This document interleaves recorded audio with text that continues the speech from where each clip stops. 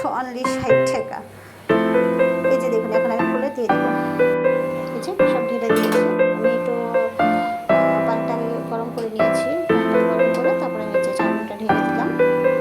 আর একটু সামান্য যে পানিটা আপনারা দেখতে পাচ্ছেন একটু করছে, আমি তার মানে কী বলবো, ভিডিওতে পানিগুলো একটু দেখাচ্ছে ঘোলার টাইপের বা কমে গেছে। এটা আমি যে তেল দিয়ে দিয়েছি যাতে একটার সাথে একটা না লেগে যায়, এবং এই চাউমিনটাকে একটু ভালো মতো সিদ্ধ করে নেবেন। ঠিক আছে, এখন সিদ্ধ হওয়ার জন্য আমি এটা রেখে দিব। আর প্রথম শুরুতে যে দেখেছেন আমি সবজি কেটে রেখেছি, এটা হচ্ছে চাউমিনের জন্য। এই যে সেটা, এই যে চাউমিনের জন্য আমি নিয়েছি কাঁচামরিচ, পেঁয়াজ, ধনেপাতা, গাজর, ক্যাপসিকাম এবং টমেটো। আর চিকেন ভিজিয়ে রেখেছি, চিকেনও দিব। সো আমার সাথেই থাকুন, কীভাবে রান্না করছি সেটা দেখে নিন।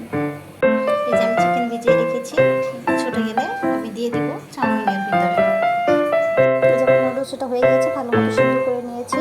আপনারা কিন্তু সিদ্ধ করে নিয়ে ভালো মতো